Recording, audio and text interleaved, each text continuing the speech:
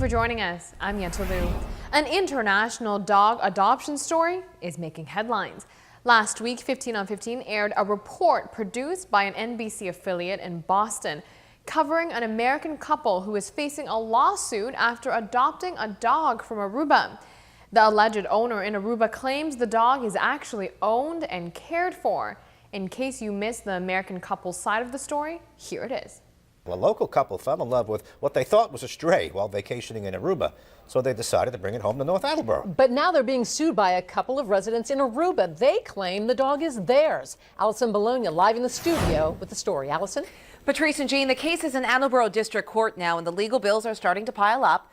The couple we met today claims they went through all of the proper legal channels they thought to adopt the dog in Aruba.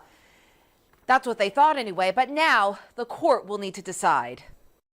Ethically or morally, we're not going to send this dog back. This is Coco. She's been living in North Attleboro since the fall when this couple says they found her on a beach in Aruba near the resort in which they were staying. We noticed that she seemed dehydrated, she seemed hungry, she was loaded with ticks, she seemed sad. So Dan and Lisa O'Connell say they brought the dog to a vet in Aruba, and from there they ended up at the Animal Relief Foundation of Aruba. They thought, they say, that everything was taken care of. They got this pet passport to fly the dog back to Massachusetts, but then they received an email from the agency indicating that someone was looking for the dog that they had just adopted. Fast forward then another week and a half, and they've confirmed that the dog this woman is looking for is in fact our Coco. The agency asked the O'Connells to send the woman an email back to assure that the dog was okay. The O'Connells say they did that, and then the woman they were emailing asked for the dog back.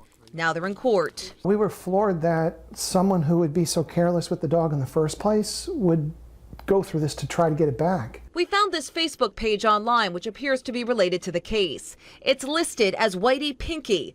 The page administrator posts, quote, "My dog that was taken away in Aruba and shipped to the United States within only 2 days."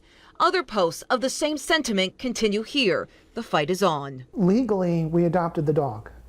Per every law in Aruba that says we could adopt the dog, we went through all the process, we own the dog. The court will decide.